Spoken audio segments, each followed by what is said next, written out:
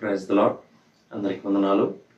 నా ప్రాతకాల ప్రార్థన ప్రారంభించుకుందాం. పిల్లరా, ప్రార్థన చేసుకుందాం.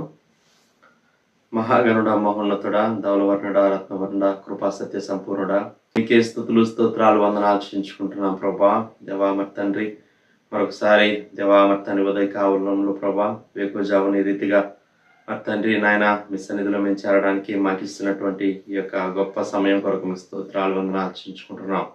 దేవా, మీ ప్రేమ కొరకు, మీ యొక్క మరి తండ్రి కనికరం కొరకు, మీ కృప కొరకు, మీ వాత్సల్యత కొరకు మీకు స్తోత్రాలు వందనాలు చెల్లించుకుంటున్నాం నాయన. ఇదిగో ప్రభా, ఈ దినం కూడా ప్రభా మరి తండ్రి వేకుజామును మిమ్మల్ని స్తుతించడానికి దేవా మరి తండ్రి నాయన మరి మాకు ఇచ్చిన ఈ మంచి సమయం కొరకు స్తోత్రాలు. మేము పాడుకునే పాటను మా కొరకు దీవించమని ప్రార్థన చేస్తున్నాం. మా స్తుతుల మీద మీరు ఆశీనులై ఉండమని ప్రార్థన చేస్తున్నాం. మీరు చేసినటువంటి మేలులు ఉపకారం అన్నీ తలపోసుకొని కృతజ్ఞత మనసుతో దేవా మరి తండ్రి వేకుజామున కృతజ్ఞత చెల్లిస్తూ ఉండగా దేవా మా స్తుతుల మీద మీరు ఆశీనులై ఉండమని ప్రార్థన చేస్తున్నాం. మీ స్తోత్రాలు.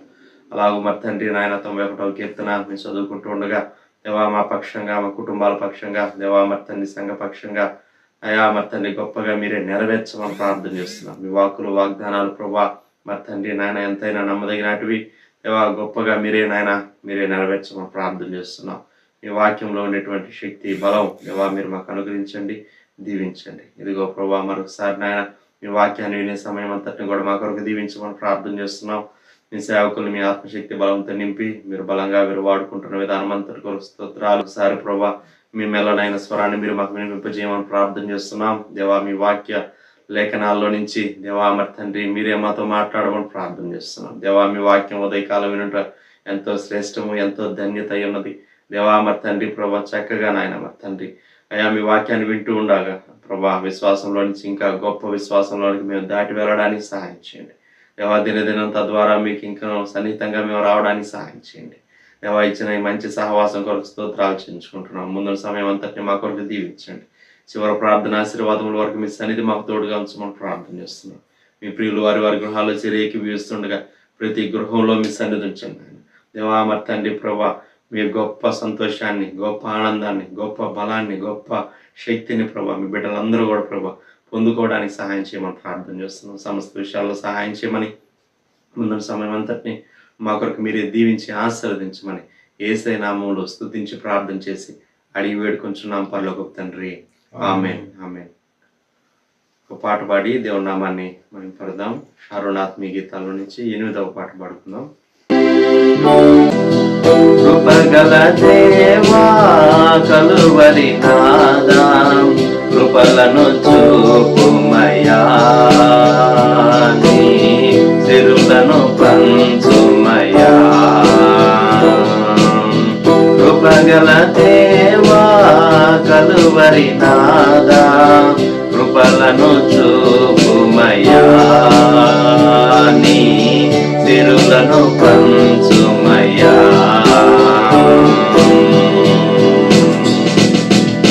కృపగల దేవా కలువరి నాదా నీకే స్తోత్రమయా. ఓ కృపగల దేవా కలువరి నాదా నీకే స్తోత్రమయా. కృపగల దేవా కలువరి నాదా కృపలను చూపుమయా, నీ సిరులను పంచుమయా.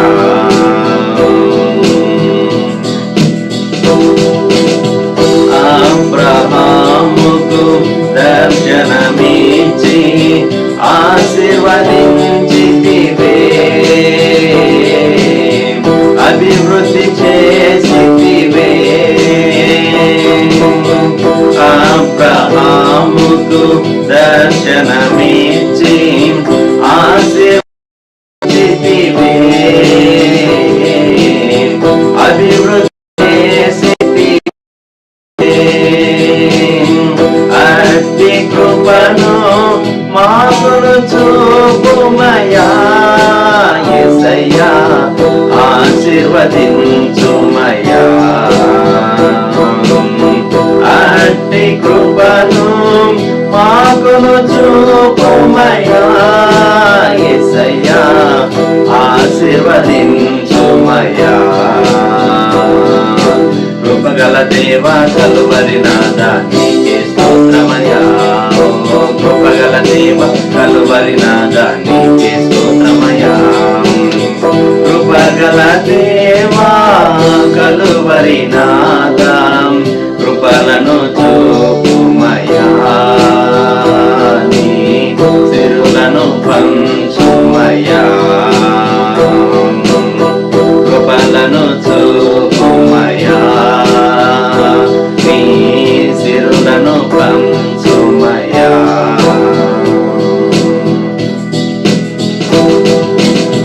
దావీదునకు తోడయ్యుండి విజయమునిచ్చితివే.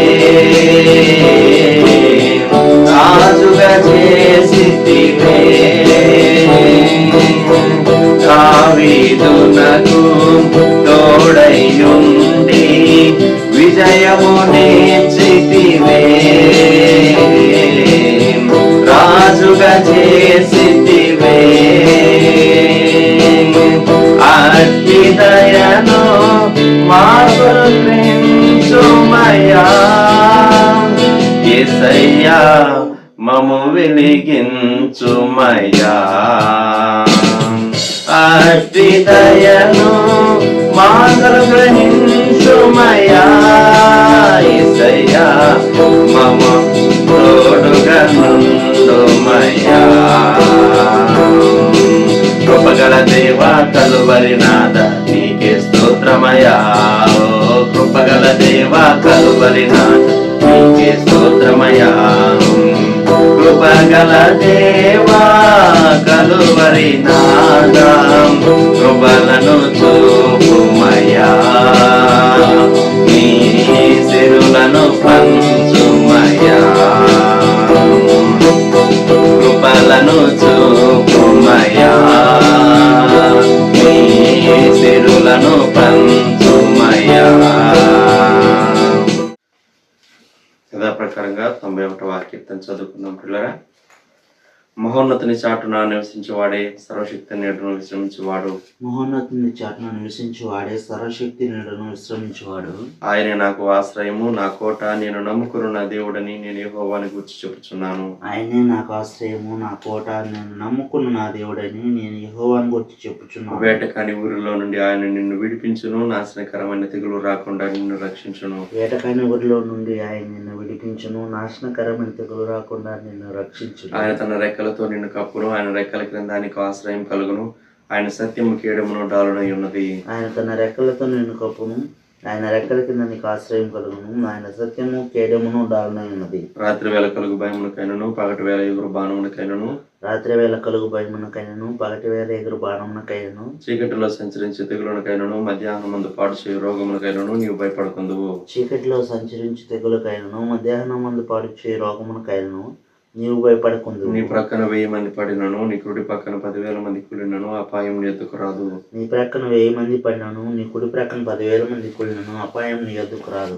నీవు కన్నులారా చూచుండగా భక్తిహీనులకు ప్రతిఫలం కలుగును. నీవు కనులారా చూచుండగా భక్తిహీనులకు ప్రతిఫలం కలుగును. యెహోవా నీవే నా ఆశ్రయము అని నీవు మహోన్నతుడైన దేవుని నీకు నివాస స్థలముగా చేసుకుని ఉన్నావు. యెహోవా నీవే నా ఆశ్రయము అని నీవు మహోన్నతుడైన దేవుని నీకు నివాస స్థలముగా చేసుకుని ఉన్నావు. నీకు అపాయమేమీ రాదు, ఏ తెగులును నీ గుడారము సమీపించదు. నీకు అపాయం ఏమీ రాదు, ఏ తెగులును నీ గుడారమును సమీపించదు. నీ మార్గములన్నిటిలో నిన్ను కాపాడుటకు ఆయన నిన్ను గూర్చి తన దూతలకు ఆజ్ఞాపించును. నీ మార్గములన్నిటిలో నిన్ను కాపాడుటకు ఆయన నిన్ను గూర్చి తన దూతలకు ఆజ్ఞాపించును. నీ పాదములకు రాయి తగలకుండా వారు నిన్ను తమ చేతుల మీద ఎత్తి పట్టుకుందరు. నీ పాదములకు రాయి తగలకుండా వారిని తమ చేతుల మీద ఎత్తి పట్టుకుందరు. నీవు సింహములను నాగుపాములను త్రొక్కెదవు, కదమ సింహములను భుజంగములను అనగద్రొక్కెదవు. నీవు సింహములను నాగుపాములను త్రొక్కెదవు, కదమ సింహములను భుజంగములను అనగద్రొక్కెదవు. అతడు నన్ను ప్రేమించుచున్నాడు గనుక నేను అతన్ని తప్పించదను. అతడు నా నామం ఎరిగిన వాడు గనుక నేను అతన్ని గనపరచెదను. అతడు నన్ను ప్రేమించుచున్నాడు గనుక నేను అతను తప్పించదను. అతడు నా నామం ఎరిగినవాడు గనుక నేను అతను గనపరచెదను. అతడు నాకు మొరపెట్టగా నేను అతనికి ఉత్తరం ఇచ్చేదను. శ్రమలో నేను అతనికి తోడై ఉండేదను. అతను విడిపించి అతన్ని గొప్ప చేసేదను. అతడు నాకు మొర్ర పెట్టగా నేను అతనికి ఉత్తరం ఇచ్చేదను. శ్రమలోనే అతనికి తోడైండెదను. అతను విడిపించి అతని గొప్ప చేసేదను. దీర్ఘాయు చేత అతనిని తృప్తిపరచెదను. నా రక్షణ అతనికి చూపించదను. యేసుక్రీస్తు నామములో శుభములు తెలియజేస్తున్నాను. ఈ దినం మనం మలాకి గ్రంథం ఆఖరి భాగాన్ని లేక 4వ అధ్యాయాన్ని అలాగే 3వ అధ్యాయంలో ఆఖరి 3 వచనాలు ధ్యానం చేసుకుని ప్రభు ఇచ్చే కృప చొప్పున ఇదే మలాకి గ్రంథాన్ని సంపూర్తి చేసుకోబోతున్నాం. ప్రార్థన చేసుకుందాం. పరిశుద్ధుడా, ప్రేమగల దేవా, నీతి కలిగిన మా రక్షక, మీకు వందనాలు, స్తుతులు, స్తోత్రాలు. మిమ్ములను మా తండ్రి మీ యొక్క వాక్యాన్ని దర్శించుకునే భాగ్యం మాకు అనుగ్రహిస్తున్నందుకు మీకు స్తోత్రములు చెల్లించుకుంటున్నాం. ప్రియ ప్రభువా, ఈ సమయంలో ఈ యొక్క వాక్య ధ్యానమును మా కొరకు ఆశీర్వదించండి. మలాకి గ్రంథం ఆఖరి భాగంలో మేము వచ్చి ఉండగా ఈ గ్రంథ ధ్యానమును మా కొరకు దీవించమని, మా ఆత్మలను బలపరచమని, మీ యొక్క గ్రంథంలోని ఆశ్చర్యకరమైన సంగతులను చూచినట్లుగా మా మనోనేత్రములను వెలిగించమని ప్రార్థన చేసుకుంటున్నాం. పరిచర్య నిమిత్తము నీ పక్షంగా నిలువబడుతున్న నీ దోసరాలైన నన్ను మీ చేతిలోనికి తీసుకుని మీ పనిముట్టుగా వాడుకొనమని, మీ నామమును మహిమపరచుకోమని ప్రార్థన చేసుకుంటున్నాం. ఏ విధమైన అంతరాయం లేకుండా స్వేచ్ఛగా ధారాళంగా మా ప్రభువా ఈ వాక్య ధ్యానము కొనసాగునట్లుగా సహాయపడమని యేసుక్రీస్తు నామంలోనే ప్రార్థిస్తున్నాము తండ్రి, ఆమేన్. ఈ గ్రంథంలోని ఆఖరి భాగంలోనికి వచ్చాం. ఈ గ్రంథంలో 4 అధ్యాయాలు ఉన్నాయి. అయితే వీటిని మనము 3 భాగాలుగా విభజించుకున్నాము. ఆ మొదటి భాగము, మొదటి అధ్యాయం 1వ వచనం నుంచి 2వ అధ్యాయం 9వ వచనం వరకు మనం ఫస్ట్ పార్ట్ గా దాన్ని డివైడ్ చేసుకున్నాం. ఈ మొదటి భాగంలో మరి మలాకి ద్వారా దేవుడు తన ప్రజలైన ఇశ్రాయేలీలను ఆత్మీయ మార్గాలలో నడిపిస్తున్న యాజకులను మందలిస్తూ చెప్పిన మాటలు ఈ మొదటి సెక్షన్లో మనం చూస్తాం. ఇక 2వ భాగానికి వస్తే 2వ అధ్యాయం 10వ వచనం నుంచి 3వ అధ్యాయం 15వ వచనం వరకు ఈ 2వ భాగంలో ఏ రెబ్యూక్ టు గాడ్స్ పీపుల్, తప్పిపోయిన దేవుని ప్రజలను ఉద్దేశించి దేవుడు మలాకి ద్వారా అందించిన గద్దింపు మాటలు 2వ భాగంలో మనం చూసుకుంటాం.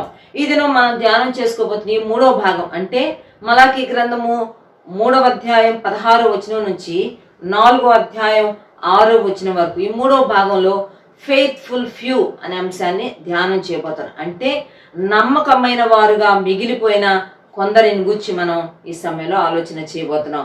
చెరలో నుంచి బయటకు వచ్చిన తర్వాత దేవుడి 3 ప్రవక్తలను వాడుకొని వారి ద్వారా గొప్ప ప్రవచన పరిచర్య ఆయన జరిగించుకుంటూ వచ్చారు. మొదటి 2 ప్రవక్తలు జకర్యా, హగ్గై.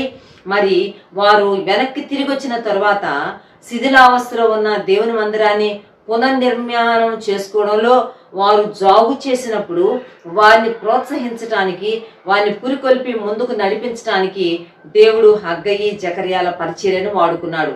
ఆ పిదప ఇశ్రాయేలీలు వెనక్కి తిరిగి వచ్చిన సుమారుగా 100 సంవత్సరాలకి మరలా ఇశ్రాయేలీలో ఒక రకమైన ఉదాసీనత, నిర్లక్ష్యం, నిర్లిప్తత ఏర్పడినప్పుడు వారిని ప్రోత్సాహపరుస్తూ ముఖ్యంగా ఆధ్యాత్మిక విషయాలలో వారు చూపిస్తున్న ఆ స్లాగ్నెస్ ని, ఆ ఉదాసీనతను, ఆ సోమరితనాన్ని మందలిస్తూ మలాకి ద్వారా అనేకమైన ప్రవచనపు వాక్కులు దేవుడు చెప్పిస్తూ వచ్చాడు. అందుకే మనం మరి మలాకి గ్రంథాన్ని 3 భాగాలుగా చేసుకున్నాం.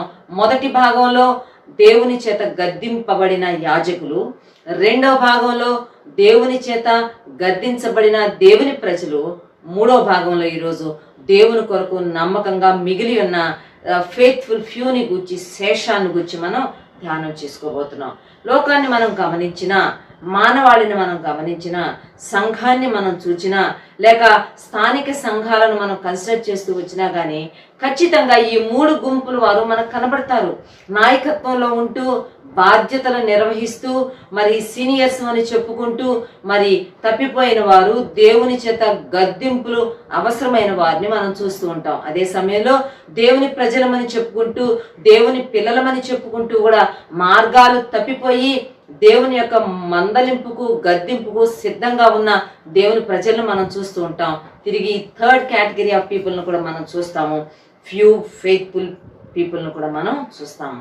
నమ్మకమైన కొద్ది వారిని కూడా మనం ప్రతి చోట, ప్రతి సంఘములో, ప్రతి స్థలములో, ప్రతి పట్టణములో, మరి ప్రతి ఇంటిలో కూడా మనం చూసుకుంటూ వస్తాం. ఈ విషయాలు మనం చాలా జాగ్రత్తగా ఉండాలి సుమా. మనం ఈ 3 కేటగిరీస్లో ఏ కేటగిరీ కిందకు వస్తున్నాం అనేది ఆలోచించుకుంటూ రావాలి. ఒకవేళ నీవు నేను దేవుని నమ్ముకొని చాలా సంవత్సరాలు అయితే 10, 20, 30, 40, 50 సంవత్సరాలు కూడా అయిపోయి ఉంటే నీ జీవితంలో దేవుని గద్దింపు, దేవుని మందలింపు ఏ ఏ విషయాల్లో అవసరమో నీవు గుర్తించి, దేవుడు ఆ విషయాలను నిన్ను గద్దించినప్పుడు, మందలించినప్పుడు నీవు దాన్ని తృణీకరించక ఆ మందలింపును తీసుకుని నీవు సరిచేసుకుని దేవుని యొక్క సన్మార్గాల్లో నడవడం చాలా చాలా అవసరము. ఎందుకంటే ప్రేమించిన కుమారుణ్ణి తండ్రి గద్దిస్తాడు కనుక తండ్రి గద్దించినప్పుడు, మన పరలోకపు తండ్రి గద్దించినప్పుడు మనం వయసుతో నిమిత్తం లేకుండా ప్రభు యొక్క గద్దింపును మనం స్వీకరించాలి. అటువంటి కృప దేవుడు మనకు అనుగ్రహించును గాక. రెండో భాగంలో చూస్తే మనం దేవుని ప్రజలు ఇప్పుడిప్పుడే దేవుళ్ళలోకి వచ్చాము, మేము నిన్నే మారుమసుకున్నాం, మొన్నే ప్రభువుని హత్తుకున్నాము, మరి విగ్రహారాధన విడిచిపెట్టాము, దేవుని మందిరానికి వస్తున్నాము, బైబిల్ కొనుక్కున్నాము, వాక్యం చదువుకుంటున్నాను అని అనుకునే వారిలో కూడా దిద్దుబాటు, కొంత కరెక్షన్, గద్దింపుల అవసరం. అటువంటి వారిని దేవుడు మందలించినప్పుడు అటువంటి స్థితిలో స్థాయిలో ఉన్నవారు ఖచ్చితంగా దేవుని మందలింపును, దేవుని గద్దింపులను తీసుకొని తమను తాము సరి చేసుకోవడం చాలా చాలా అవసరం. తుదకు మనం టార్గెట్ చేయాల్సింది ఆ నమ్మకమైన కొద్ది మందిలో నీవు నేను ఉండేటట్లుగా చూసుకోవాలి. ప్రియమైన వారులారా, ప్రభు నమ్మకమైన వాడు, ఆయన విశ్వాస్యత కలిగిన దేవుడు. ఆయన బిడ్డలంగా మనం కూడా నమ్మకమైన వారంగా మనం ఉండాల్సిన వారంగా ఉన్నాము. దేశంలో నమ్మకమైన వారి కోసం దేవుడు ఎదుగుతున్నాడంట.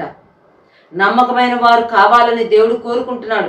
నెహెమ్యా గ్రంథంలో ఒక వ్యక్తిని గురించి రాయబడి ఉంటుంది. ఆ వ్యక్తి నమ్మకస్తుడైన వ్యక్తి అని రాయబడి ఉంటుంది. కనుక దేవుడు నమ్మకస్తుల కొరకు వెతుకుతున్నాడు. దేవుడు నమ్మకస్తులైన వారిని గురించి ఆయన మాట్లాడాలనుకుంటున్నాడు, ఆయన ప్రశంసించాలనుకుంటున్నాడు. మనం మోషేను గురించి చూసుకున్నా కూడా మోషే దేవుని ఇల్లంతటిలో నమ్మకమైన వాడు అని రాయబడింది. కనుక నమ్మకత్వాన్ని దేవుడు కోరుకుంటున్నాడు. మనం దేవుని విషయాల్లో లేక దేవుడు మనకు అప్పగించిన ప్రతి విషయంలో we need to be faithful. మనల్ని సపోర్ట్ చేసే వాళ్ళు ఎక్కువ మంది ఉన్నా లేకపోయినా, మనలాంటి వారు ఎక్కువ మంది ఉన్నా లేకపోయినా, లేక అందరూ అపనమ్మకస్తులుగా వెళ్ళిపోతున్నా కానీ నీవు నేను మాత్రం వాళ్ళతో చేయి కలపడానికి వీల్లేదు. ప్రభు యొక్క దృష్టిలో మనం నమ్మకస్తులుగా ఉండటానికి మనం నిర్ణయం చేసుకోవాల్సిన వారం ఉన్నాం. ఇదినా మనం ఈ మూడో భాగంలో దాన్నే చూడబోతున్నాం.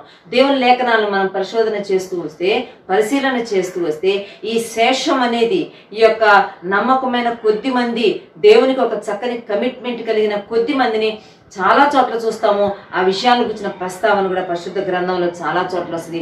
అవన్నీ కూడా మనం ఈ సాయంకాల సమయంలో మనం చూసుకోబోతూ ఉన్నాం. చూడండి 3వ అధ్యాయం 16వ వచనం. అప్పుడు యెహోవా యందు భయభక్తులు గలవారు ఒకరితో ఒకరు మాటలాడుకొనుచుండగా యెహోవా చెవియొగ్గి ఆలకించెను.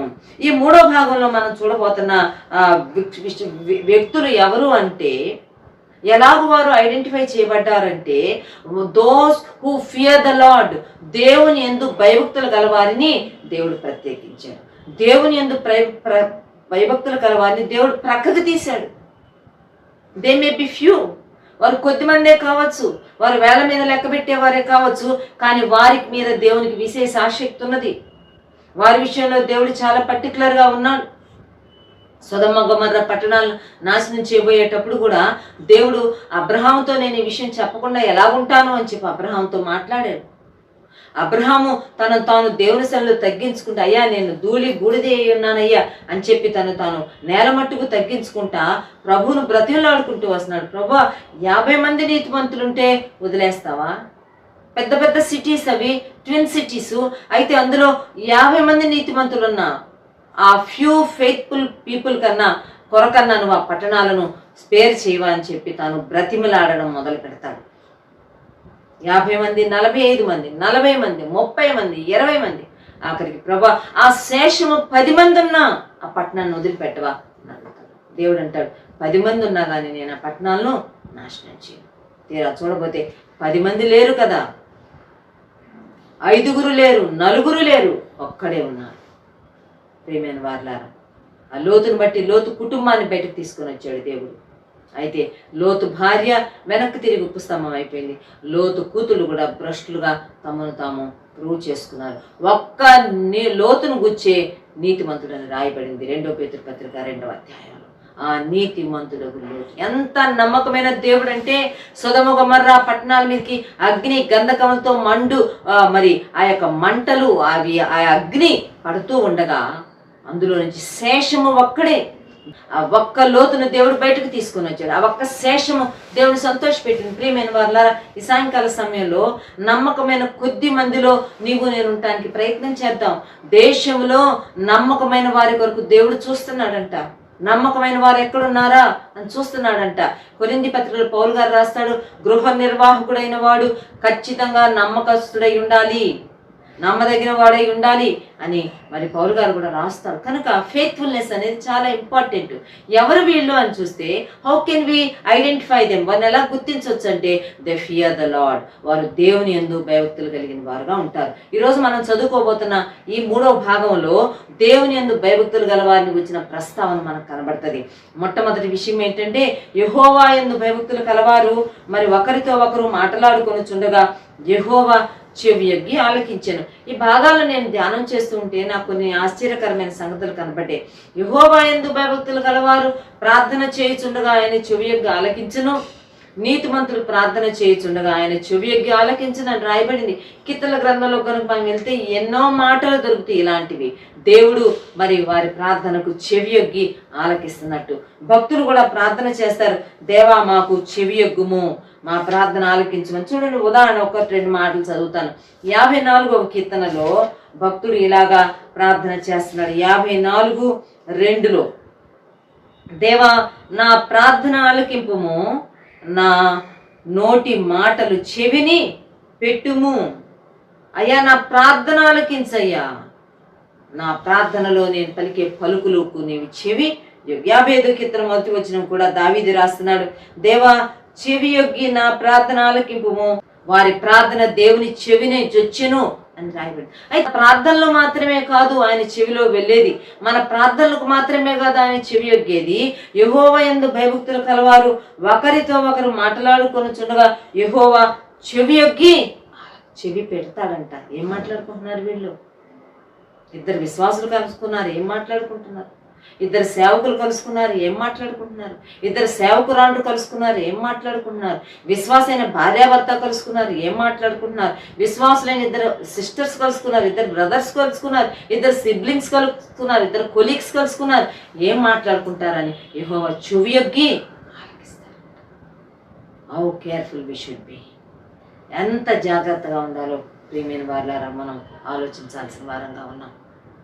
దేవుడు మన ప్రార్థనలు ఆలకిస్తాడు. సో ప్రార్థన చేసేటప్పుడు చాలా జాగ్రత్తగా ఉండాలన్నది మాత్రమే తెలుసు. కానీ మనకి మనం మాట్లాడుకునేటప్పుడు కూడా దేవుడు చెవి పెడతాడు, ఒక చెవి మన మాటల మీద వేసి ఉంచుతాడు అనే విషయాన్ని చాలా చాలా భయంతో వణుకుతో గుర్తు పెట్టుకోవాల్సిన ఒక సత్యం.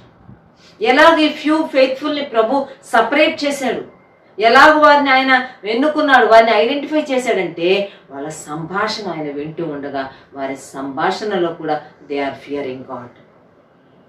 దేవుని పట్ల ఒక భయముతో దేవుని యందు భయభక్తులు కలిగి మాట్లాడుకుంటున్నారు.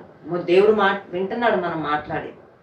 థర్డ్ పర్సన్ గురించి ఏం మాట్లాడుతున్నాను, సేవకుని గురించి ఏం మాట్లాడుతున్నాను, విశ్వాసం గురించి ఏం మాట్లాడుతున్నాను, జన్మనిచ్చిన తల్లిదండ్రుల గురించి ఏం మాట్లాడుతున్నాను, నన్ను పైకి తెచ్చిన నా తోబుట్టువుల గురించి ఏం మాట్లాడుతున్నాను, ఇలాగ మనం ఎవరెవరి గురించి ఏమేమి మాట్లాడుతున్నామో దేవుడు చెవి యొగ్గి ఆలకిస్తున్నాడు.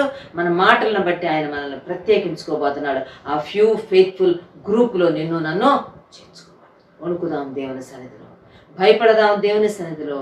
మనం ఏం మాట్లాడుతున్నాం ఎంతో కేర్ఫుల్గా చూసుకుంటూ వద్దాం. రెండో విషయం ఏంటంటే తిరిగి అదే వచనంలో ఉంది. మరియు ఇంకొక రెండో విషయం ఏంటంటే మీరు గుర్తుపెట్టుకోవాల్సిన రెండవ సంగతి ఏంటంటే మరి యెహోవా యందు భయభక్తులు కలిగి ఆయన నామమును స్మరించుచూ ఉండు వారికి జ్ఞాపకార్థముగా ఒక గ్రంథము ఆయన సముఖమునందు వ్రాయబడెను. ఒకటి, యెహోవా యందు భయభక్తులు గలవారు what they are speaking, God is listening, దేవుడు వింటున్నాడు, ఒక చెవి మన వైపు పెట్టున్నాడు. రెండోది ఏంటంటే యెహోవా యందు భయభక్తులు కలిగి ఉండిన వారు ఆయన నామమును స్మరించుచూ ఉండగా వారిని గురించిన విషయాలన్నీ జ్ఞాపకార్థంగా ఒక గ్రంథములో ఆయన సముఖమందు రాయబడ్డాయంట. స్మరిస్తూ స్మరణ చేయడం, జ్ఞాపకం చేసుకోవడం, చెప్పుకుంటాం. అయితే ఇంగ్లీష్లో ఇంకా roll of remembrance was written in his presence concerning those who fear the Lord and honor his name. దేవుని యందు భయభక్తులు గలవారమని చెప్పుకుంటున్న వారు దేవుని నామాన్ని ఆనర్ చేస్తూ ఉండగా, రెస్పెక్ట్ చేస్తూ ఉండగా, గౌరవిస్తూ ఉండగా వారిని గుచ్చిన సంగతులన్నీ ఒక జ్ఞాపకార్థ గ్రంథంలో రాయబడుతున్నాయి. మనకు జీవ గ్రంథాన్ని గురించి తెలుసు. మోషే నిర్గమకాండ 24వ అధ్యాయంలో నిబంధన గ్రంథము అనే దాని గురించి అక్కడ తాను ప్రస్తావన చేస్తాడు. పరలో ప్రకటన గ్రంథంలో జీవ గ్రంథము ఎవరి పేరైనను జీవ గ్రంథమందు లేని ఎడలా అని ఉంటుంది. కనుక జీవ గ్రంథం, బుక్ ఆఫ్ లైఫ్ అనేది ఉంది. ఇది బుక్ ఆఫ్ రిమెంబరెన్స్, జ్ఞాపకార్థ గ్రంథము. చాలాసార్లు మనం అన్ని గుర్తుపెట్టుకోలేము. కొంతమంది గుర్తు పెట్టుకునే అలవాటు ఉండదు. దే జస్ట్ ఫర్గెట్, మర్చిపోతూ ఉంటారు. ఎదుటోళ్ళు గుర్తు చేస్తే తప్ప గుర్తురాదు. అయితే మనందరి గురించిన జ్ఞాపకాలు they were all recorded in the book of remembrance. ఒక పుస్తకంలో రికార్డ్ చేయబడ్డాయి అంట. అందులో ఏదో చెత్త చెదారం అంతా కాదు. The way we respect God's name, how we honour his name. ఆయన యందు భయభక్తులు గలవారమని చెప్పుకుంటున్న మనము ఆయన నామాన్ని ఎలా గొప్ప చేస్తున్నామో, ఎలా హెచ్చిస్తున్నామో, ఎలా గణపరుస్తున్నామో, ఎలాగ గౌరవిస్తున్నామో అవన్నీ గ్రంథాలలో వ్రాయబడుతున్నాయి. ఒక జ్ఞాపకార్థ గ్రంథంలో వ్రాయబడ్డాయి అనే విషయాలు మనకి చాలా స్పష్టంగా ఇక్కడ తెలియజేస్తా ఉంది. అందుకే ప్రకటన గ్రంథం 20వ అధ్యాయం 12వ వచనంలో ఉంటుంది, దేవుడు ధవళ సింహాసనం మీద ఆసీనుడై ఉన్నాడంట. అప్పుడు ఆ రాసిన వచనాలు ఉంటుంది, గ్రంథములు విప్పబడిను అని ఉంటుంది. చూద్దామా? ప్రకటన గ్రంథము 20వ అధ్యాయం 12వ వచనం. మరియు గొప్పవారేమి కొద్దివారేమి మృతులైన వారందరూ ఆ సింహాసనం ఎదుట నిలువబడి చూచితిని. అప్పుడు గ్రంథములు విప్పబడిను. Many books were opened. చాలా గ్రంథాలు విప్పబడుతూ ఉన్నాయి. మరియు జీవ గ్రంథమును వేరొక గ్రంథము కూడా విప్పబడిను. ఆ గ్రంథముల యందు వ్రాయబడి ఉన్న వాటిని బట్టి తమ క్రియల చొప్పున మృతులు తీర్పు పొందుతురు. చాలా గ్రంథాలు ఉన్నాయి. మరొక గ్రంథం ఉంది, జీవ గ్రంథం అనే గ్రంథం. 15వ వచనంలో ఉంది, ఎవని పేరైనను జీవ గ్రంథమందు రాయబడినట్టు కనబడని ఎడల వాడు అగ్నిగుండములో పడవే. కాబట్టి జీవ గ్రంథంలో పేరు లేకపోతే అగ్నిగుండంలో పడవేయబడతావు. అయితే అక్కడ చాలా గ్రంథాలు ఉన్నాయి, చాలా గ్రంథాలు విప్పబడుతూ ఉన్నాయి. వాటిని బట్టి ఆ గ్రంథములో యందు రాయబడి ఉన్న వాటిని బట్టి తమ క్రియల చొప్పున మృతులు తీర్పు పొందు. అక్కడ వర్క్స్, డీడ్స్ ఆర్ రికార్డెడ్. వారి క్రియలు అక్కడ రికార్డ్ చేయబడ్డాయంట. వాటి చొప్పున ఆ మృతులు తీర్పు పొందుతూ, otherwise they will be rewarded or punished. అవే జ్ఞాపకార్థ గ్రంథాలు. యెహోవాను భయభక్తులు కలవారు ఆయన నామమును స్మరిస్తూ ఉండగా, ఆయన నామమును ఘనపరుస్తూ ఉండగా వాటిని కూర్చున్న విషయాలన్నీ జ్ఞాపకార్థ గ్రంథమందు వ్రాయబడి ఉన్నవి. కనుక జ్ఞాపకం పెట్టుకుందాం. మనం చేస్తున్న పనులు, how we respect God, how we exalt his name. ఆయన నామాన్ని ఎలా గొప్ప చేస్తున్నాము, ఆయనకు ఎటువంటి గౌరవాన్ని ఆపాదిస్తున్నామో, ఆ ఈవెంట్స్ అన్నీ, ఆ సిచ్యుయేషన్స్ అన్నీ, ఆ అకేషన్స్ అన్నీ చాలా పర్టికులర్గా బుక్ ఆఫ్ రిమెంబరెన్స్లో రికార్డ్ చేయబడ్డాయి. That to about those who feared him. అవి కూడా ఎవరిని గురించి అంటే యెహోవా యందు భయభక్తులు గల వారిని గురించిన సంగతులు జ్ఞాపకార్థ గ్రంథంలో రికార్డ్ చేయబడ్డాయి. ఈ ఫెయిత్ఫుల్ ఫ్యూ పర్సన్స్ గురించిన డీటెయిల్స్ ఇక్కడ ఇస్తూ ఉన్నారు. వారు సంభాషించుకుంటూ మాట్లాడుకుంటూ ఉండగా ఆ విషయాలన్నింటినీ దేవుడు ఆలకిస్తున్నాడు. ఆయన మెమరీలో అవి సేవ్ అయిపోయినాయి. వారు భూమి మీద చేసిన డీడ్స్ అన్ని రికార్డ్స్లో ఎంటర్ అయిపోతుంది. In that way they were classified, they were separated, they were identified as faithful persons. మన నమ్మకత్వం కూడా ఎలా రుజువు చేయబడుతుందంటే మన మాటలలో, ఇతరుతో మాట్లాడేటప్పుడు మన మాటల్లో మన నమ్మకత్వం తెలిసిపోతుంది.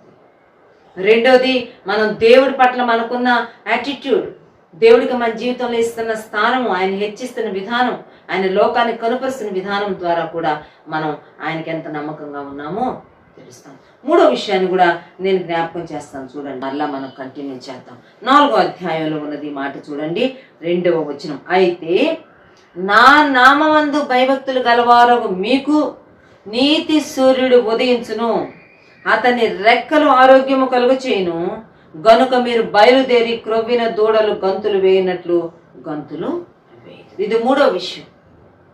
ఈ 3వ భాగంలో దేవుని యందు భయభక్తులు కలిగిన ఆ నమ్మకస్తులైన కొందరిని గురించి చెప్పబడిన 3వ స్టేట్మెంట్ ఏంటంటే, నా యందు భయభక్తులు గలవారు మీరు కొద్దిమందే కావచ్చు, చాలా అల్ప సంఖ్య, చిన్న సంఖ్య, వెరీ స్మాల్ నంబర్ కావచ్చు, but I consider you in a great way. నేను మిమ్మల్ని చాలా గొప్పగా ఎంచుకుంటున్నాను. ఏం చేయబోతున్నానో తెలుసా? మీ మీద నీతి సూర్యుడు, సన్ ఆఫ్ రైచియస్నెస్, నీతి సూర్యుడు మీ మీద ఉదయిస్తాడు అని ఎంతో స్పష్టంగా రాయబడింది. Surely the day is coming అని చెప్తూ అందులో అంటున్నాడు, ఆ దినాన ఆ దేవుడు నీతి సూర్యుడిగా ప్రకాశించబోతున్నాడు. The sun of righteousness will rise and healing in its wings. ఆయన రెక్కలు మీకు ఆరోగ్యము కలుగు చేయి, ఆయన రెక్కలు మీకు స్వస్థత, ఆయన రెక్కలు మీకు ఆయుష్ను కలుగు చేయి, సుఖ జీవనంతో కూడిన సంవత్సరాలు మీకు అనుగ్రహిస్తాయి. ఎందుకో తెలుసా? మీరు ఆయన యందు భయభక్తులు కలిగి ఉన్నారు. అందుకే మీరు అలిసిపోరు, అందుకే మీరు వృద్ధులైపోరు, మీ శక్తి తగ్గదు. మీరు క్రొవ్విన దూడలు గంతులు వేయినట్టు గంతులు వేస్తారు. తీర్మానం చేసుకుందాం, మన జీవితాలు ఆ దిశగా మళ్లించుకుందాం. ఒకటి, మన సంభాషణల విషయాల్లో జాగ్రత్తగా ఉందాం. రెండోది, మన జీవితాల ద్వారా ఆయన నామాన్ని ఘనపరిచే విషయాల్లో చాలా పర్టికులర్గా ఉందాం. మూడోది, ఆయన యందు భయభక్తులు కలిగిన వారంగా ఆయన కిరణాలకు మనల్ని మనం ఎక్స్పోజ్ చేసుకుందాం. ఆ నీతి సూర్యుని కిరణాల ద్వారా మనం పొందే ఆరోగ్యం, మనం పొందే నూతనత్వం, మనం పొందే నూతన శక్తి, అది మనల్ని పక్షిరాజు వలె మనల్ని పైకి ఎగరడానికి మనల్ని ఆయత్తపరచాలి. మేఘాల మీద ప్రభువును కలుసుకోవడానికి మనం వెళ్ళిపోతాం. క్రొవ్విన దూడలు గంతులు వేసినట్టు గంతులు వేయాలి. దేవుని రాకడను ఆశతో అపేక్షిస్తూ కనురెప్పపాటులో ఆయనను ఎదుర్కోవడానికి మనం సిద్ధంగా ఉండాలి. ఈ గ్రంథం 3వ అధ్యాయం 17వ వచనం, నేను నియమింపబో దినము రాగా వారు నా వారై నా స్వకీయ సంపాద్యమై ఉందురు. తండ్రి తన్ను సేవించు కుమారుని కనికరించున్నట్లు నేను వారిని కనికరింతునని సైన్యములకు అధిపతియగు యెహోవా సెలవిచ్చుచున్నాడు. నేను నియమింపబోవు ఒక దినము రాబోతూ ఉన్నది, ఒక డే అనేది ఉన్నది.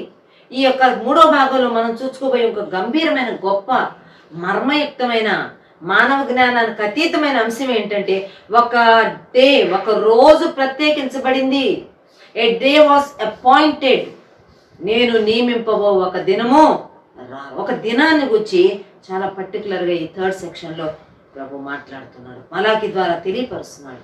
ఒక రోజు రాబోతుంది, ఆ రోజు వారు నా వారై ఉంటారు, ఆ రోజు వారు నా స్వకీయ సంపాద్యంగా ఉండబోతున్నారు. అవుట్ అండ్ అవుట్ వాళ్ళని నా కోసం నేను ప్రత్యేకించుకోబోతున్నాను. లోకమంతటి కనుపరుచుకోబోతున్నాను. లోకమంతటి ముందు వీళ్ళని నేను ప్రత్యక్షపరచబోతున్నాను. ఎవరు వాళ్ళు? వారు నా వారు, వారు నా స్వకీయ సంపాద్యం, వారు నా యందు భయభక్తులు కలిగిన వారు, వారు నా నామమును నిత్యము స్మరిస్తూ ఉన్నవారు, వారు తమ మాటల విషయంలో ఎంతో జాగ్రత్తగా జీవించి నడుచుకున్నవారు. వారిని ఒక రోజు నా వారుగా, నా స్వకీయ సంపాద్యంగా లోకానికి నేను డిక్లేర్ చేయబోతున్నాను. మరి ఒకవేళ డిక్లేర్ చేయబడని వారి సంగతి ఏంటి? ఈనాడు మనం ఒక్క లోకాన్ని చెప్తున్నాం, చుట్టుపక్కల వాళ్ళకి చెప్పుకుంటున్నాం, దేవా మేము నీ బిడ్డలం, దేవా మేము దేవుని బిడ్డలం అండి అని చెబుతున్నాం, దేవుని విశ్వాసం ఉంచామని చెప్తున్నాం, మేము అన్యుల్లోంచి వచ్చేసామండి అని చెప్తున్నాం, మేము ఆ దేవుని కొరకు ఎదురు చూస్తున్నామండి అని చెప్తున్నాం.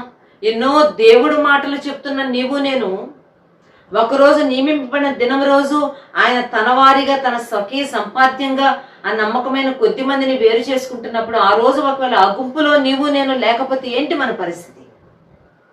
అందుకే ఆ గుంపులో నీవు నేను ఉండడానికి ఎంతో ఎంతో జాగ్రత్త తీసుకోవాలి. దేవుడు మనకిచ్చే ప్రతి మందలింపును, ప్రతి గద్దింపును ఒక పాజిటివ్ మనసుతో తీసుకొని, we need to correct ourselves, we need to change ourselves, we need to transform ourselves. గొప్ప మార్పు మనలో తెచ్చుకోవడానికి మనల్ని మనం సంసిద్ధపరచుకోవాలి. ఈ విషయాల్లో పరిశుద్ధాత్మ దేవుడు మనకి నిండైన సహాయాన్ని అందించాలి. ఈ ఫ్యూ ఫెయిత్ఫుల్ పీపుల్ గురించి ప్రభు చెప్తున్న మరొక మాట ఏంటంటే, తండ్రి తన్ను సేవించు కుమారుని కనికరించినట్లు నేను వారిని కనికరించబోతున్నాను. ఈ ఫ్యూ ఫెయిత్ఫుల్ పీపుల్ని, ఈ శేషాన్ని నేనేం చేయబోతున్నానంటే, నేను వారికి చాలా ఎక్కువైన కంపాషన్ చూపించబోతున్నాను, కనికరము చూపించబోతున్నాను. 103వ కీర్తనలో ఉంటుంది, తండ్రి తన కుమారుల ఎడల జాలిపడినట్టు యెహోవా తన యందు భయభక్తులు గలవారి ఎడల జాలిపడినట్టు. ఆయన జాలిపడునని అక్కడ రాయబడింది, ఇక్కడ ఆయన కనికరపడునని ఇక్కడ జాలి, కనికరం, ప్రేమ, దయ, వాత్సల్యత. ప్రియమైన వారు, ఇవన్నీ దేవుని యొక్క దివ్య లక్షణాలు. తండ్రి తను సేవించు కుమారుని కనికరించినట్లు నేను వారిని కనికరించబోతున్నాను. తండ్రి తన కుమారుల జాలి చూపించినట్లు నేనే వారి ఏళ్ళ జాలి చూపించబోతున్నాను. ఎంత బాగుందా మాట! దేవుని కనికరానికి పాత్రులం అవడం కన్నా గొప్ప ఆశీర్వాదం, ఆధిక్యత ఈ భూమి మీద ఇంకేమైనా ఉన్నదా? ఇంగ్లీష్లో చూడండి, ఇంగ్లీష్లో చదువుతాను. They will be mine, says the Lord almighty, in the day when I make up my treasured possession, I will spare them, just as in compassion a man spares his son who serves him. తనను సేవిస్తున్న కుమారుణ్ణి తండ్రి spare చేసినట్లు నేను వారిని spare చేయబోతున్నాను అనుంది ఇంగ్లీష్లో. అంటే నేను వాళ్ళని వదిలేయబోతున్నాను, లేక నేను వాళ్ళని శిక్షించబోవటం లేదు. నేను వారికి మీదకి నా ఉగ్రత తీసుకున్నాను, నేను వారి మీదకి నా కోపాగ్నితో కూడిన తీర్పులు నేను తేబోవటం లేదు. నేను వారిని స్పేర్ చేయబోతున్నాను, వేరుగా పెట్టేయబోతున్నాను వాళ్ళని. వాళ్ళ మీదకి నా కోపము, నా మందలింపు, నా ఉగ్రత, నా కోపాగ్ని రాకుండా I want to spare them because they feared me. వాళ్ళు నా పట్ల భయం కలిగి ఉన్నారు, వాళ్ళు నా నామమును నిత్యము రెస్పెక్ట్ చేస్తూ వచ్చారు. కనుక నేను వారిని తండ్రి తను సేవించు కుమారుని కనికరించినట్టు నేను వారిని కనికరిస్తాను. వారు నా వారై ఉంటారు, వారు నా స్వకీయ సంపాద్యం. మనం ప్రభువు వారు. 1 కొరింథీ పత్రికలో రాయబడి ఉంటుంది 9వ అధ్యాయం, మీరు విలువ పెట్టి కొనబడిన వారు, మీరు మీ సొత్తు కారు, మీరు దేవుని సొత్తు, మీరు మీ దేహంలో ఆయనను మనం మహిమపరచావును, మనం ఆయన వారము. ఆయన ఒకరోజు చెప్పబోతున్నాడు, వేరు నా వారు, వారు నా స్వకీయ సంపాద్యం, వెలబెట్టి కొనుక్కున్నాను. అమూల్యమైన నిర్దోషమైన గొర్రెపిల్ల వంటి క్రీస్తు రక్తముతో వారిని కొనుక్కున్నాను. కాబట్టి వారు నా స్వకీయ సంపాద్యం. రాజులేని యాజక సమూహం, ఏర్పరచబడిన వంశం, దేవుని సొత్తైన ప్రజలం మనం. అది ఒక రోజు దేవుడు అవుట్ అండ్ అవుట్ చెప్పబోతున్నాడు. ఎంత బాగుంటుంది కదా ఆ రోజు. ఆ రోజు కొరకు మనం సిద్ధపడాలి. ఆ రోజు వరకు మనం ఆయన వారంగానే ఉండాలి. ఆ రోజు వరకే కాదు, ఎన్నటికి మనం ఆయన వారంగా ఉండాలి. అంటే అతడు నావాడు, నేను అతని దాని. అతడు నావాడు, హీఈస్ మైన్, నేను అతని వాడ. మన ప్రభువారం సుమా. మన లోకంలో మన బిడ్డలకి, మన భర్తకు, మన భార్యకు రిలేట్ అవుతాం, కానీ ఆత్మీయంగా ఒక శాశ్వతమైన బంధం ఒకటి ఉంది. ఏంటో తెలుసా? మనము ప్రభువారం. ప్రభు చెప్తున్నారు, వారు నా వారై ఉంటారు, వారు నా స్వకీయ సంపాద్యము. So I'm going to spare them just like a father who spares his son. ఒక తండ్రి తన కుమారుని స్పేర్ చేసినట్టు, ఒక తండ్రి తను సేవించిన కుమారుని కనికరించినట్లు నేను వారిని కనికరించబోతున్నాను. ఎంత బాగుంది మాట. ప్రభు స్తుతిద్దాం. ప్రభు యొక్క కృపకు మనం పాత్రలు అవడానికి మళ్ళీ మనం సిద్ధపరచుకుందాం. 3వ అధ్యాయం 18వ వచనం చూడండి. అప్పుడు ఎప్పుడు నియమింపబడిన ఒక రోజు రాబోతుంది.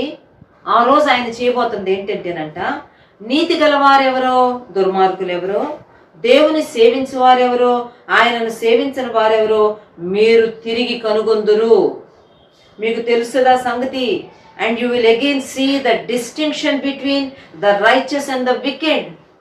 ఇప్పుడు మీకేం తెలవట్లా, మీరు అసలు ఐడెంటిఫై చేయలేకపోతున్నారు. ఎవరు నీతిమంతులో ఎవరు దుర్మార్గులో మీకు అర్థం కావట్లేదు. ఆ దుర్మార్గులు కూడా నీతిమంతులాగా ముసుగులు వేసుకుని తిరుగుతున్నారు. అవిశ్వాసులు విశ్వాసుల్లాగా తయారయ్యారు. దొంగలు ద్రోహులు సంఘాల్లో చేరి సేవకుల్లాగా విశ్వాసులాగా తిరుగులాడుతున్నారు. ప్రభు అంటున్నాడు, అయితే అప్పుడు ఒక రోజు నేను వస్తాను చూడండి, నీతిమంతులను దుర్మార్గులను వేరుపరచబోతున్నాను. దేవుని సేవించు వారెవరో, దేవుని సేవింపని వారెవరో కూడా మీరు తిరిగి కనుక్కోబోతున్నారు. దేవుణ్ణి సేవిస్తున్నామని చెప్పి దేవుని సేవించని వారిని, దేవుని నిజముగా సేవిస్తున్న వారిని మీరు ఐడెంటిఫై చేయబోతున్నారు, గుర్తించబోతున్నారు. అందుకే ఎవరిని మోసపరచొద్దు, మనల్ని మనం అంతకన్నా మోసపరచుకోవద్దు. మోసపోకుడు దేవుడు వెక్కిరింపబడడు, మనుషుడు ఏమి విత్తునో ఆ పంటనే కోయును. ప్రియులారా, ఒక నియమింపబడిన ఒక దినం రాబోతుంది. ఆ దినం కొరకు మనల్ని మనం సిద్ధపడతాం. దేనిలో ఉంటాం? దేవుని చేత మందలించబడిన యాజక గుంపులోకి వస్తావా? దేవుని చేత మందలించబడిన దేవుని ప్రజల గుంపులోకి వస్తావా? లేక కొద్ది మందిగా ఉన్న నమ్మకమైన వారిలోకి వస్తావా? దిద్దుకుందాం జీవితాలు, సరి చేసుకుందాం జీవితాలు. 4వ అధ్యాయం మలాకీ గ్రంథంలో ఆ నియమింపబడిన ప్రభు దినాన్ని గురించి చాలా స్పష్టంగా రాయబడింది. అది ఆలోచన చేయబోతున్నాను. చూడండి, ఒక రోజు రాబోతుంది, ఏలయనగా నియమింపబడిన దినము వచ్చుచున్నది, కొలిమి కాలునట్టు అది కాలును, గర్విష్ఠులందరూ దుర్మార్గులందరూ కొయ్య కాలు వలె ఉందురు, వారిలో ఒక్కనికిని వేరైనను చిగురైనను లేకుండా రాబోవు దినం అందరినీ కాల్చివేయనని సైన్యములకు అధిపతి యెహోవా సెలవిచ్చును. ఇక్కడ చెప్తున్నాడు మలాకీ గ్రంథం 4వ అధ్యాయం 1వ వచనంలో, నియమింపబడిన యెహోవా నియమించిన ఒక దినం ఉంది. ఆ దినమే that day will be burning అంట. రోజే గణగణక కాలిపోతా ఉంటుందంట. Surely the day is coming, it will burn like a furnace. అసలు ఆ రోజే కాలిపోతా ఉంటుందంట. కొయ్య కాలు వలె అది కొలిమి కాలినట్లు కాలుతా ఉంటుంది. ఆ కొలిమిలో గర్విష్ఠులందరూ దుర్మార్గులందరూ అందులో పడవేయబడతారు. All the arrogant and every evil doer will be stubble. అందులో ఒక కొయ్యకాల్లాగా అయిపోతారు. And that day is coming, that is coming will set them on fire. ఆ రోజు రాబోతుంది. ఆ రోజు వాళ్ళు రగులుకోబోతున్నారు, కాలిపోబోతున్నారు. ఎలా కాలుతున్నారు తెలుసా? వేరైనా చిగురైనా. ఎవరు? గర్విష్ఠులు, దుర్మార్గులు.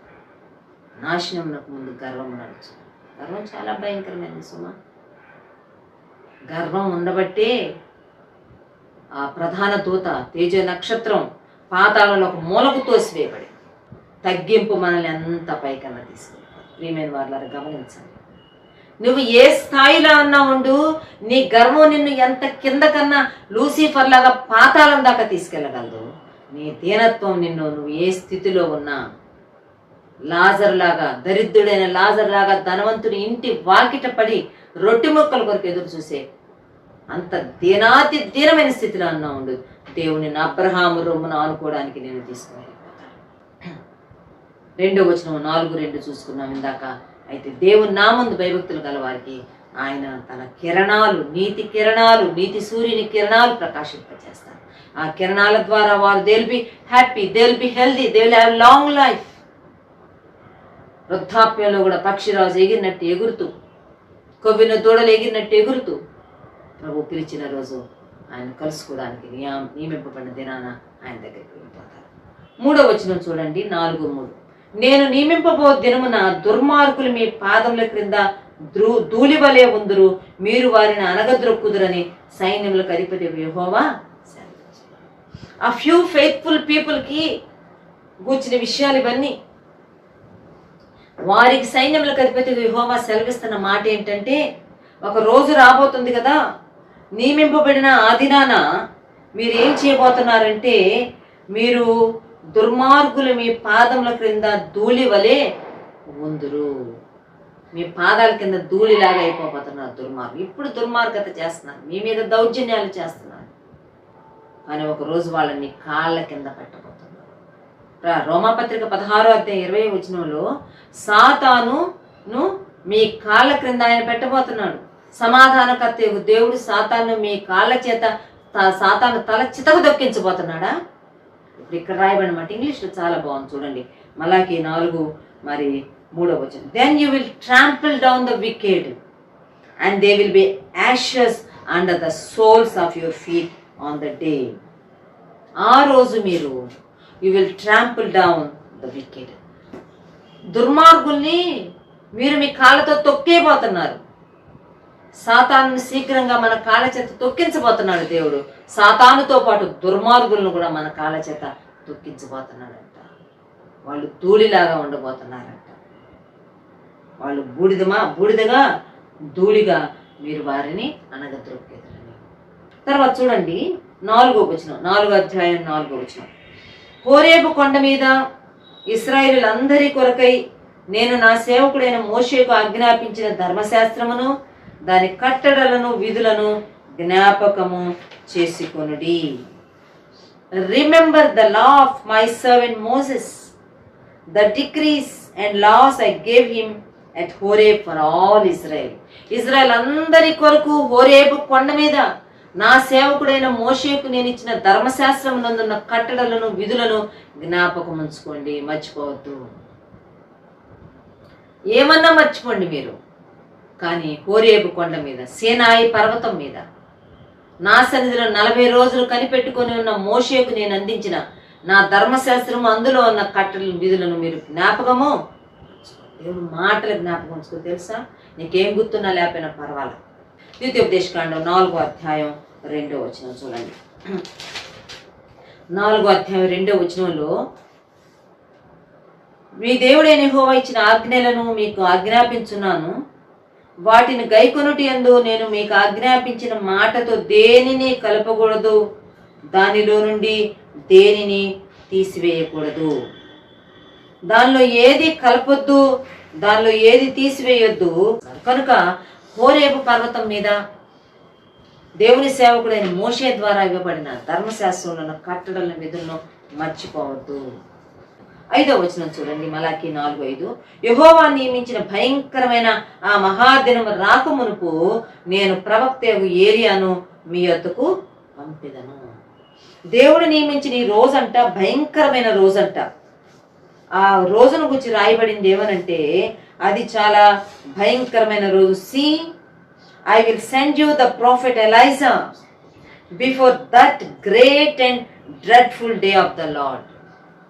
That will be the great and dreadful day. అది భయంకరమైన రోజుగా ఉండబోతుంది. అది దేవుడు నియమించిన రోజు. ఆ రోజు రాకమునుపు ప్రవక్త అయిన ఏలియాను మీకోసం నేను మీ వద్దకు నేను పంపుతాను. అయితే ఏలియా కాలంలో ఏలియా వస్తే, ఆ భయంకరమైన దినానికి ముందు ఏలియా వస్తే ఏం జరుగుతుందో ఆఖరి మాటలు ఉందా చదువుకుందాం చూడండి.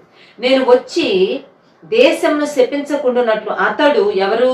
ఆ ఏలియా, నేను పంపబోయే ప్రవక్త ఏలియా మీ వద్దకు వస్తాడే, అతడు ఏం చేస్తాడంటే, నేను దేశంను శపించకుండా ఉన్నట్లు తండ్రుల హృదయములను పిల్లల తట్టును, పిల్లల హృదయములను తండ్రుల తట్టును తిప్పుతాను.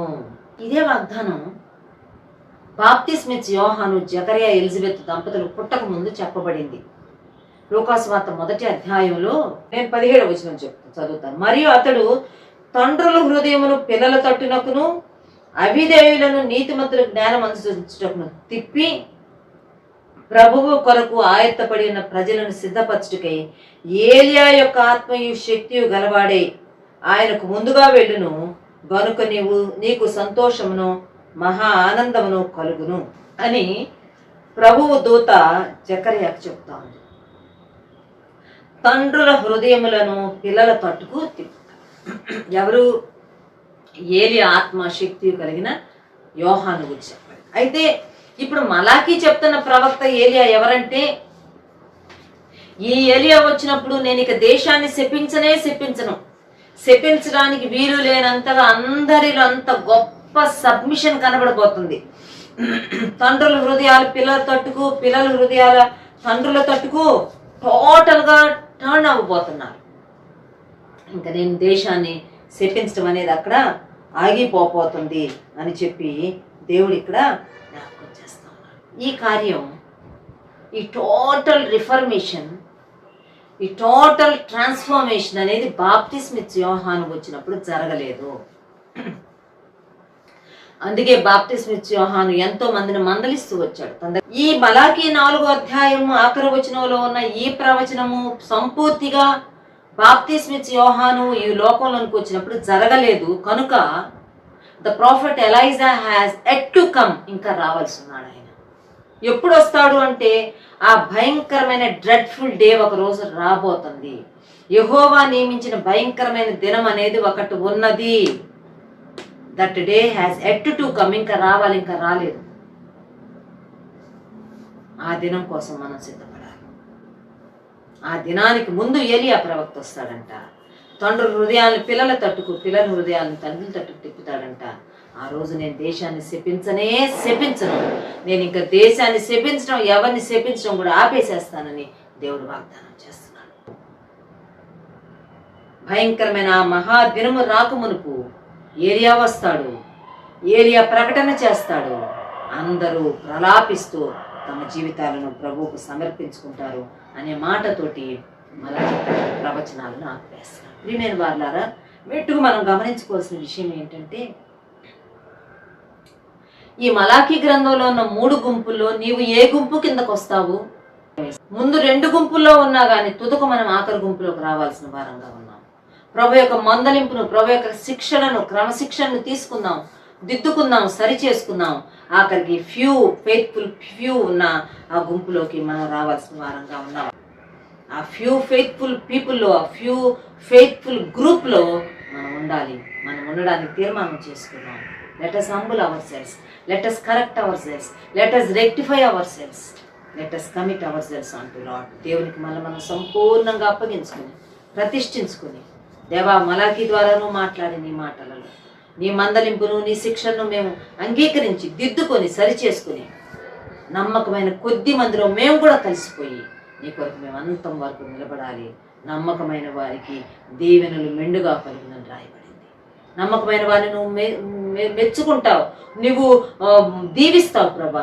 కనుక మేము నమ్మకమైన వారంగా ఉండాలి. 10 దినములు నీకు శ్రమ కలుగును, అంతం వరకు నమ్మకముగా ఉండుము, నేను నీకు జీవ కిరీటం ఇస్తానని ప్రకటన గ్రంథంలో రాయబడింది. కనుక ప్రభువు కోరుకుంటున్న నమ్మకత్వాన్ని మనం కలిగి అన్ని విషయాల్లో, అన్ని రంగాలలో, అన్ని స్థలాలలో, అన్ని సందర్భాలలో ఈ ఫెయిత్ఫుల్నెస్ని, మరి ఇంటిగ్రిటీని ఎక్సర్సైజ్ చేస్తూ ప్రభు యొక్క కృపకు పాత్రమవుదాము. అటువంటి కృప, అటువంటి సహాయం దేవుడు మనకందరికీ అనుగ్రహించును గాక. ఆమేన్. ప్రభువైన యేసుక్రీస్తు వారి కృపా, దేవుని ప్రేమ, పరిశుద్ధాత్ముని అన్యోన్య సహవాసం సదాకాలం మనకు తోడైండి బలపరచును గాక. ఆమేన్.